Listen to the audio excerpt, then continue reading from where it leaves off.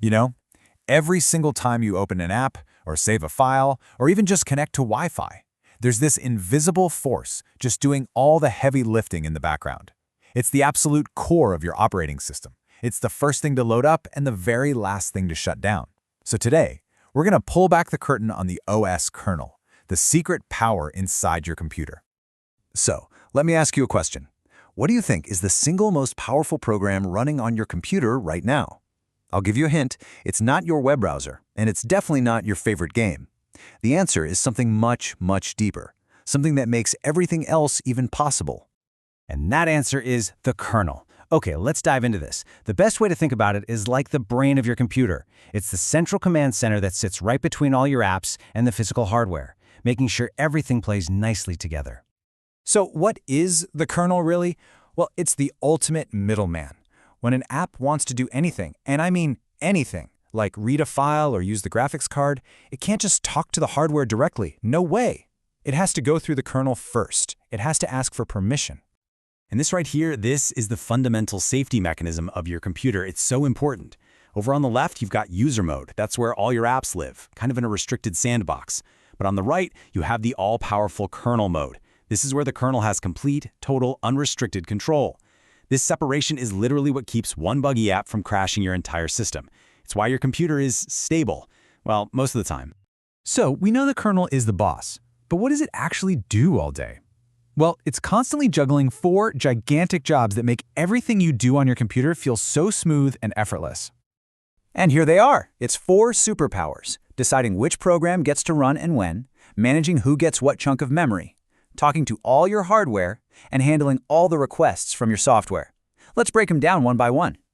Have you ever wondered how you can listen to music, browse the web, and have a chat app open all at the same time? That's process scheduling. The kernel acts like a super fast traffic cop for your processor. It gives each app a tiny, tiny slice of time to run, then switches to the next one, and the next one, millions of times a second.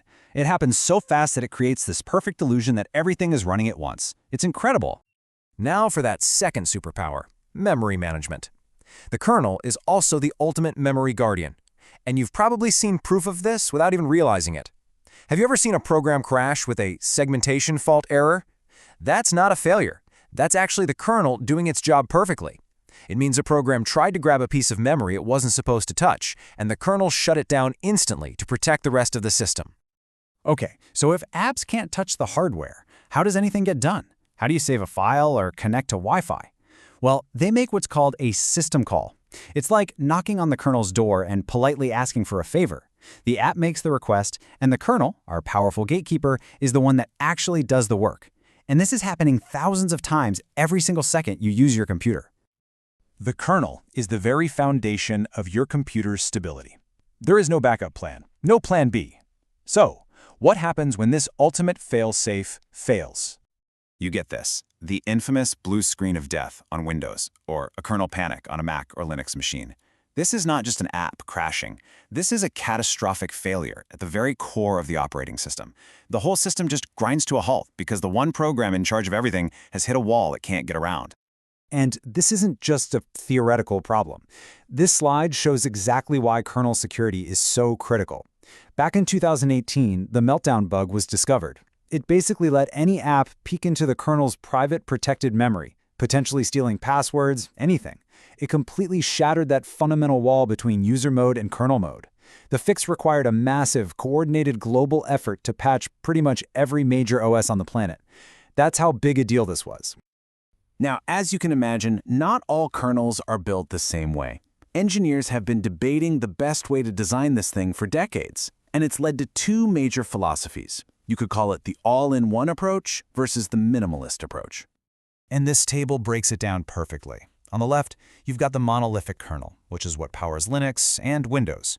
Pretty much everything, drivers, file systems, the whole shebang, runs together in that powerful kernel space. This makes it incredibly fast. But, and it's a big but, a single buggy driver can bring the entire system crashing down. Then on the right, you have the microkernel. Here, only the absolute bare essentials run in kernel space. It's way safer and more modular, but all that back-and-forth communication between services can make it a bit slower. But of course, the real world is always a little messier, right? Most modern operating systems you use today are actually hybrids. Windows and Linux, while they're monolithic, they can load modules on the fly. And macOS, which is built on a microkernel, actually runs a bunch of services in kernel space to speed things up. They all borrow ideas from each other to strike that perfect balance between speed and rock-solid stability. So here's the really cool takeaway. This core concept, this idea of a privileged piece of software that sits right next to the hardware, it's so powerful that we're seeing it get adapted for the absolute cutting edge of computing in fields like AI and even quantum mechanics. For example, when you hear AI developers or gamers talking about CUDA kernels for their GPUs, it's the exact same idea. A small, super-efficient routine that runs right on the hardware. In AI, specialized kernels are what process these massive data sets and train models at lightning speed. And now, as we're venturing into quantum computing, researchers are designing quantum kernels to manage the weird and wonderful world of qubits. The technology is changing, but that core principle, it's as essential as ever. So, the OS kernel really is the unsung hero of modern computing. It's the master conductor, managing this incredible, orderly flow of bits that defines our digital world. And that leaves us with a really fascinating thought for the future. The kernel we know today is a master of managing bits. What will it take to build a kernel that can manage qubits?